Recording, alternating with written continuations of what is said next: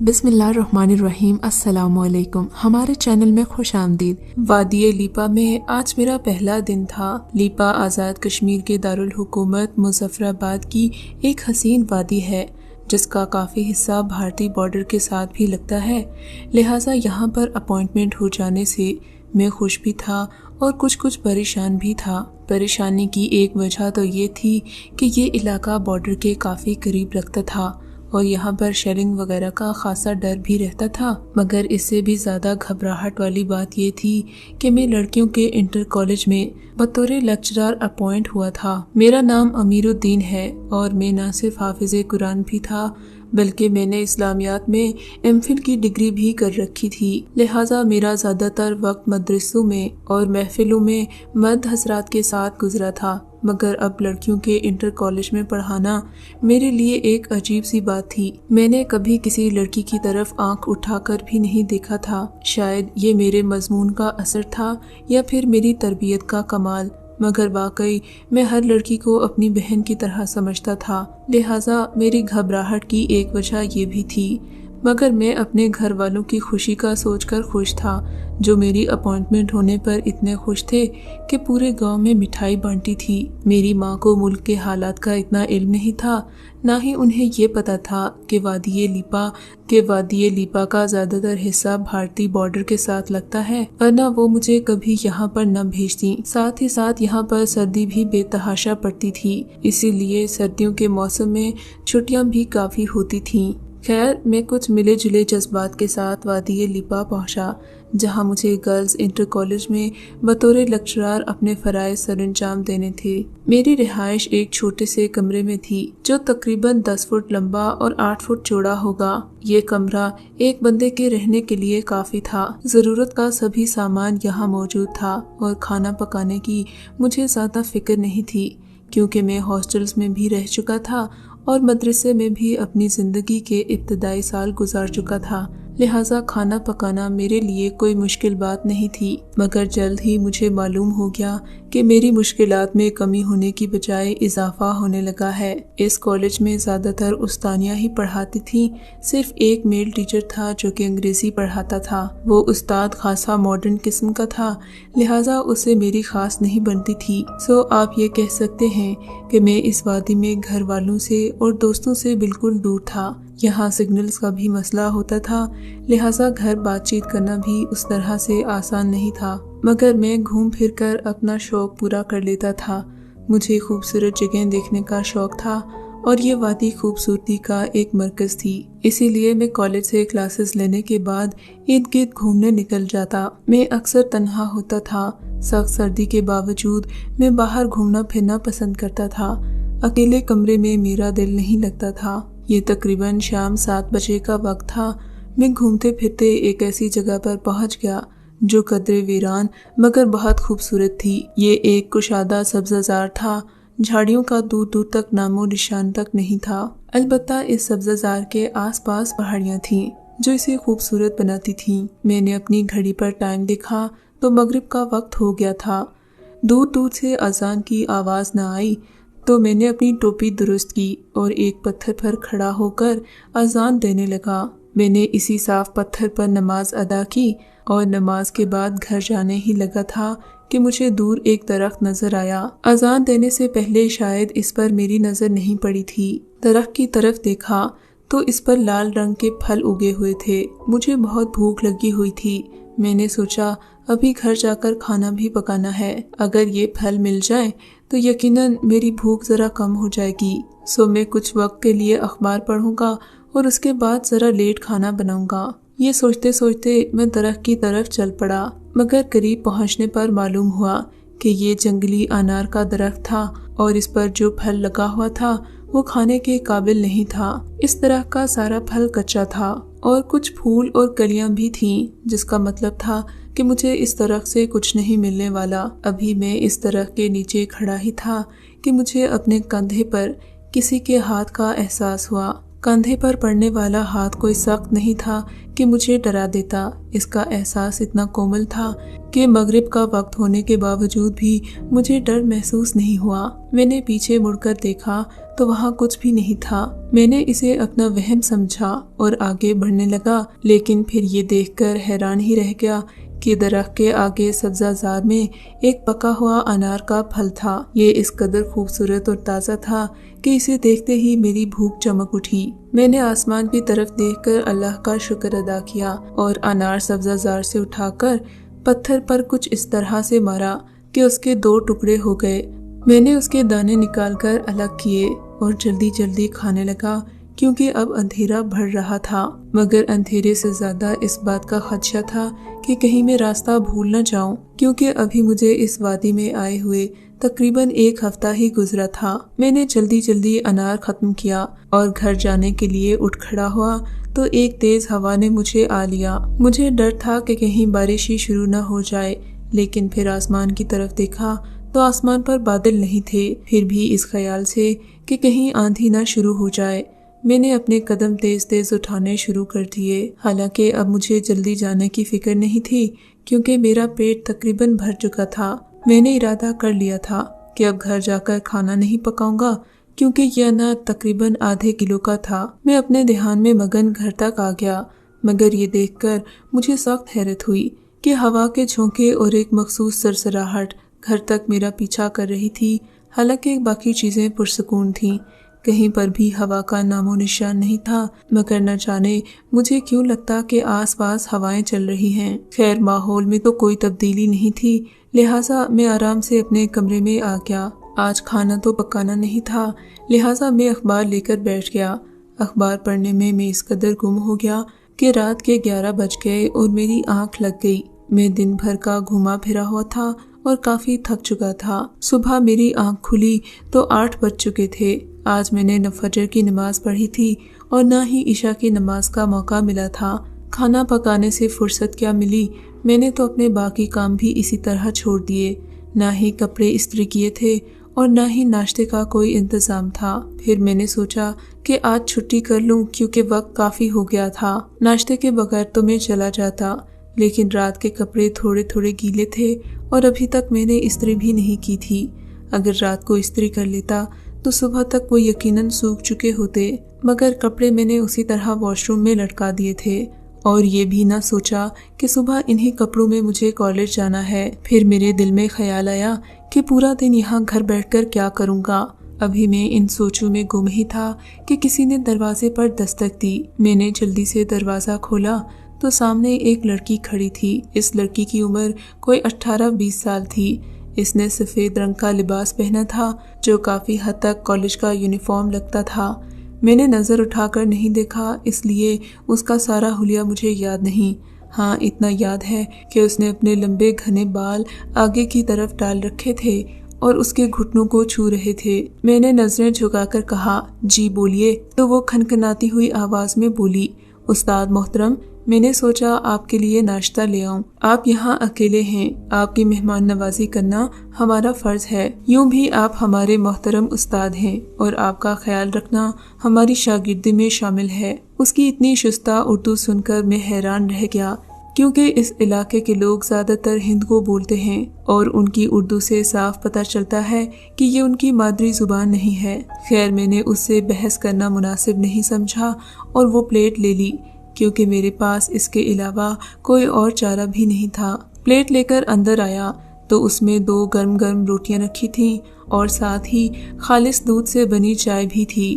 روٹی سے خوبانی کی خوشبو آ رہی تھی، گویا یہ خوبانی کے تیل میں تل کر بنائی گئی تھی۔ روٹی میں جگہ جگہ بادام اور میوے لگے ہوئے تھے، جس سے معلوم ہوتا تھا کہ یہ خاص طور پر میرے لیے بنائی گئی ہے، کیونکہ بھلے یہاں خوبانیاں بہت تھیں مگر خوبانی کا تیل اس قدر بھی عام نہیں ہوتا کہ اسے روزانہ روٹیاں تلی جائیں۔ اپنی اس تعظیم پر میں خوش بھی تھا اور حیران بھی تھا۔ روٹی اور چائے کے علاوہ ایک لکڑی کا پیالہ بھی رکھا ہوا تھا جس میں لکڑی ہی کا چمچ تھا اور یہ تقریباً شہد سے بھرا ہوا تھا۔ خیر شہد تو اس علاقے کی عام سوغات ہے، لہٰذا مجھے کوئی حیرت نہیں ہوئی، مگر مجھے ناشتہ کر کے بہت اچھا لگا کیونکہ عرصے بعد ہی ایسا ناشتہ کھانا نصیب ہوا تھا۔ کمرے میں تھوڑی تھوڑی دھوپ آ رہی تھی۔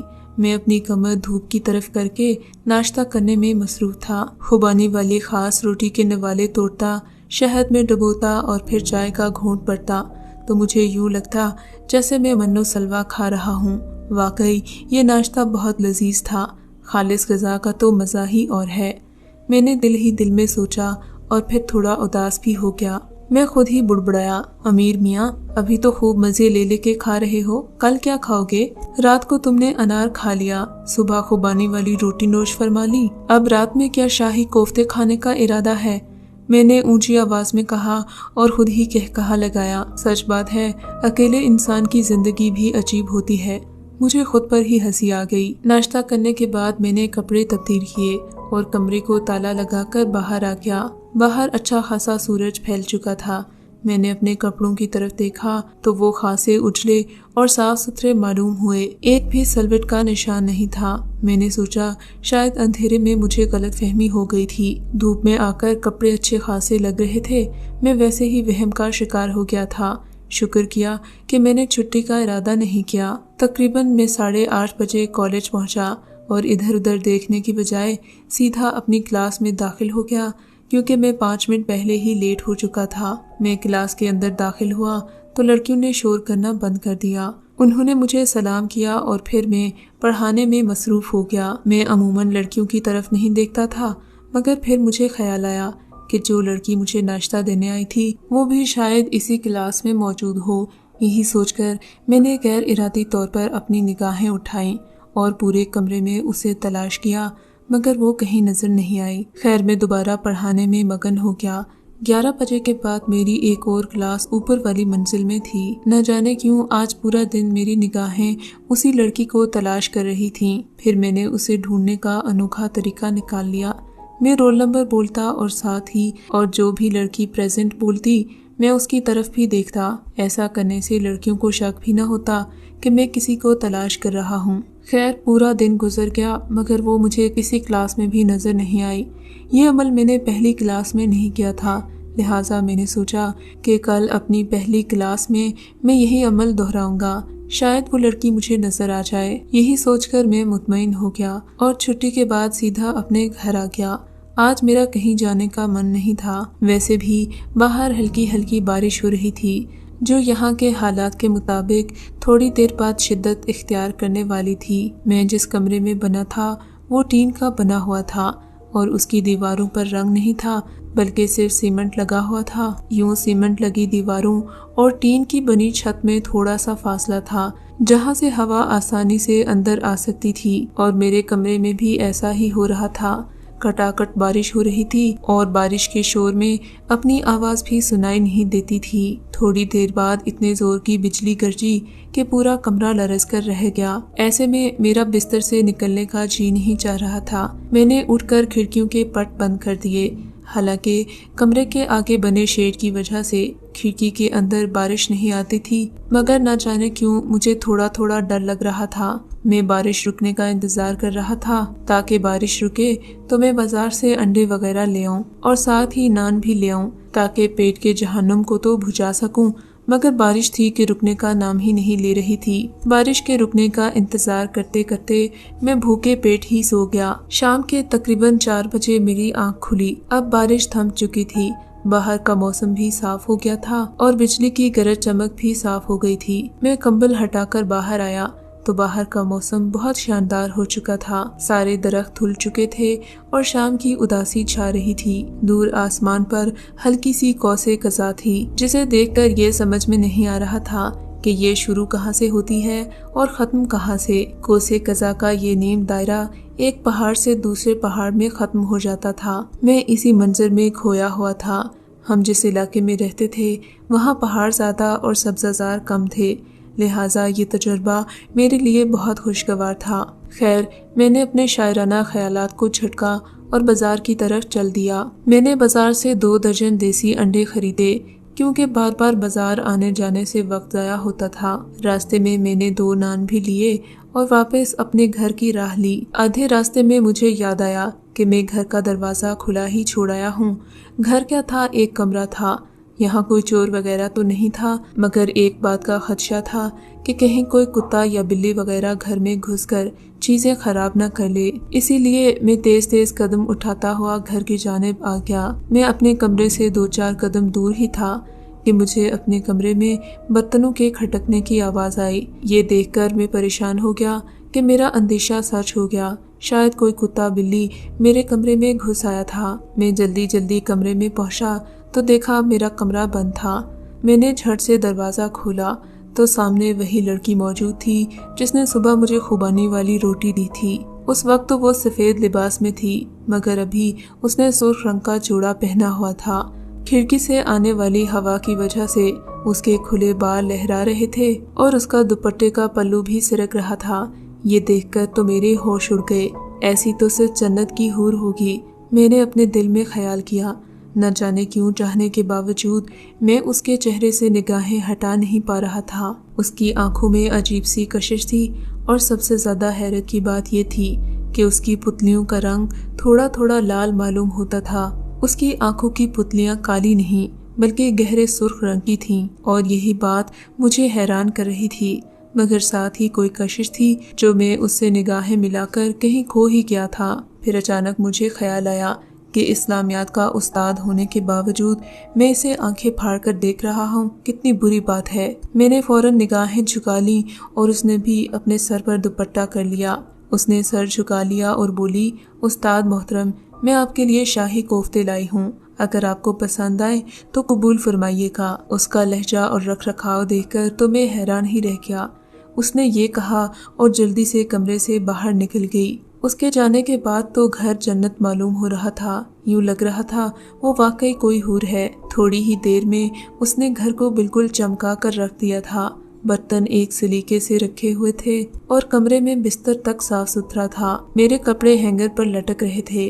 अखबारें और किताबें वगैरह सलीके से तय करके टेबल पर रख दी गई थीं। फर्श को हाथ लगाओ तो गंद मालूम नहीं होती थी। मैं उसके बारे में ज्यादा सोचना नहीं चाहता था, मगर न जाने क्यों वो मुझे बहुत अच्छी लगने लगी थी। अभी तक अंडों वाला शॉपर मेरे हाथ में ही था। मैं जल्दी से किचन में गया और अंडे एक तरफ रख दिए। सीमेंट की बनी शेल्फ पर एक बड़ी सी प्लेट रखी हुई थी। प्लेट में सलीके से शाही कोफ्ते और सालन रखा था, मगर मैं अपने साथ कागज में लिपेटकर जो 2 नान लाया था वो वहाँ मौजूद नहीं थे। उनमें से एक नान थोड़ा सा चखा भी था क्योंकि रास्ते में मुझे भूख महसूस हो रही थी। मैंने शौक होते हुए सोचा, अमीरुद्दीन, तुम्हारा जूठा नान वो ले गई है, यकीनन उसे तुम अच्छे लगे हो। ये सोचकर मैं मुस्कुरा दिया और शाही कोफ्तों वाली प्लेट उठाकर अंदर ले गया। चश्मे का ताज़ा पानी गैलन से गिलास में उंडेला और फिर जल्दी से नान लेकर अंदर आ गया। खाना खाकर मेरा पेट भर गया। ये खाना नाश्ते से भी ज्यादा लजीज और खुशनुमा था। अब मैं पेट की तरफ से तो मुतमईन था, मगर दिल से बेचैन हो गया था, जिसका मुझे नाम भी नहीं मालूम था। यूं लगता था अपनी सारी जिंदगी उसके नाम कर चुका हूँ। उस शाम मैं उसी के हसीन ख्यालों में खोया रहा। उसकी एक झलक ने मुझे उसका दीवाना कर दिया था। वो थी ही इतनी खूबसूरत, और फिर उसकी खनकती हुई आवाज़, उसका साफ लहजा और फिर ये रख रखाव, वो तो किसी घर की शहजादी मालूम होती थी। अगले दिन मैं कॉलेज पहुंचा तो मेरी निगाहें उसे ही तलाश कर रही थीं, मगर ये देखकर मेरी हैरत की इंतहा न रही कि वो यूनिफॉर्म की बजाय उसी लाल जोड़े में क्लास में मौजूद सबसे पहली कुर्सी पर बैठी थी। हालांकि पहली रो में लड़कियां नहीं बैठती थीं, शायद इसलिए कि पहली रो मेरे डाइस के बहुत करीब थी और लड़कियां शर्म की वजह से पीछे ही बैठती थीं। मुझे भी अच्छा नहीं लगता था कि जवान लड़कियां इस कदर करीब बैठी रहें। आखिर मैं भी इंसान था, इसीलिए एहतियात बरत रहा था कि कहीं मुझसे कोई अनजाने में गलती न हो जाए। मगर उसकी जुर्रत देखकर मैं हैरान रह गया। मैंने उससे कोई बात करना मुनासिब नहीं समझी। ये उस्तानियों का काम था कि लड़कियों से पूछें कि वो यूनिफॉर्म के बजाय लाल जोड़े में क्यों आई है, मगर मैंने खुद को इस मामले से दूर रखना ही मुनासिब समझा। यूं भी वो लाल जोड़े में दुल्हन मालूम हो रही थी। मगर सबसे हैरत की बात यह थी कि पढ़ाते हुए वो टिकटिकी बांधे मुझे देखती रही। मेरी हिम्मत नहीं हुई कि उससे पूछूं, ये तुम क्या कर रही हो। میرا اس سے پہلے پڑھانے کا تجربہ نہیں تھا، نہ ہی میں اتنا خود اعتماد تھا کہ اس سے کوئی سوال کرتا۔ اس کے سامنے پڑھاتے ہوئے مجھے گھبراہٹ ہو رہی تھی۔ خیر میں نے جلدی سبق مکمل کروایا اور کلاس سے باہر آ گیا۔ میں سچ میں اس کی نگاہوں سے گھبرانے لگا تھا۔ میں دوسری کلاس کی طرف جانے کے لیے چند قدم ہی بڑھا پایا تھا کہ مجھے اپنے پیچھے کسی کے قدموں کی آواز آئی۔ میں نے رکنا مناسب نہیں سمجھا اور آگے قدم بڑھائے ہی تھے کہ مجھے اپنے کندھے پر کسی کے لمس کا احساس ہوا۔ یہ وہی کومل احساس تھا جس کا میں نے انار کے درخت کے نیچے تجربہ کیا تھا۔ اس سے پہلے میں نے کسی کو یا کسی نے مجھے چھوا نہیں تھا کہ مجھے اتنی سی بات یاد نہ رہے۔ میں فوراً چونک گیا، پیچھے مڑ کر دیکھا تو وہی حسینہ کھڑی تھی۔ میں نے سختی سے پوچھا، جی فرمائیے۔ میرا سخت لہجہ دیکھ کر وہ تھوڑی سہم سی گئی، سر جھکا کر بولی، استاد محترم مجھے آپ سے ایک سوال پوچھنا ہے۔ اگر آپ کو کوئی سوال کرنا ہی تھا تو آپ کلاس میں بھی پوچھ سکتی تھیں۔ میں نے اس کو ڈرا سہما دیکھ کر روب جھاڑنے کی کوشش کی۔ اس نے دھیرے سے اپنی پلکیں اٹھائیں، وہ جھیل سی آنکھیں جیسے چھلکنے والی تھیں، ان میں آنسو تھے اور اس کی آنکھوں کے سرخ ڈورے مجھ پر بجلیاں گرا رہے تھے۔ اس نے ایک بار پھر اپنی پلکیں جھکائیں تو موتیوں جیسے آنسو اس کے گالوں پر چھلک آئے۔ استاد محترم مجھے پوچھنا تھا کہ کیا انسانوں کا کسی غیر انسانی مخلوق سے نکاح کرنا جائز ہے اور کیا ایسا ممکن ہے؟ میں نے اس کے سوال پر غور کرنے کی بجائے رٹا رٹایا جواب دیا، نہیں ایسا نہیں ہو سکتا، یہ صرف اگلے جہاں میں ممکن ہے۔ اس دنیا میں اللہ نے جو قانون بنایا ہے اس کے مطابق ایک مرد کا عورت سے نکاح ہوتا ہے، اور یہ آپ کس قسم کے سوال کر رہی ہیں؟ کیا آپ نے باقی نصاب پڑھ لیا جو ان باتوں پر غور کرنے کی فرصت مل گئی؟ میں نے اس کے بے تکے سوال پر قدرے اونچی آواز میں جواب دیا تو سامنے آتے ہیڈ ماسٹر صاحب بولے، میاں کس سے باتیں کر رہے ہو؟ کیا دماغ چل گیا ہے؟ بھائی مانا کہ لیپا میں سردی ہے مگر اتنی بھی نہیں کہ نئے آنے والوں کا دماغ ہی گھوم جائے، اور ویسے بھی تم بھی تو اسی علاقے کے ہو۔ انہوں نے ہنستے ہوئے کہا تو میں نے چونک کر ان کی طرف دیکھا۔ جی سر، میں کلاس کی طرف ہی جا رہا تھا، میں نے رکتے ہوئے جواب دیا تو وہ ہنسنے لگے۔ نہیں کوئی بات نہیں، تم بہت اچھا کام کر رہے ہو، ہم تم سے خوش ہیں۔ یہ کہہ کر وہ آگے بڑھ گئے اور میں اپنے بڑھتے قدموں کے ساتھ زمین پر گرے 2 آنسو ہی دیکھ سکا جنہوں نے مٹی کو گیلا کر دیا تھا، مگر افسوس میرے دل کو نرم نہ کر سکے، کیونکہ میں اللہ کے بنائے ہوئے قانون پر یقین رکھتا ہوں اور وقتی کشش میرے لیے کوئی معنی نہیں رکھتی۔ اگر آپ کو یہ کہانی اچھی لگی ہے تو اس ویڈیو کو لائک کیجیے اور اس طرح کی مزید ویڈیوز دیکھنے کے لیے ہمارے چینل کو سبسکرائب کیجیے۔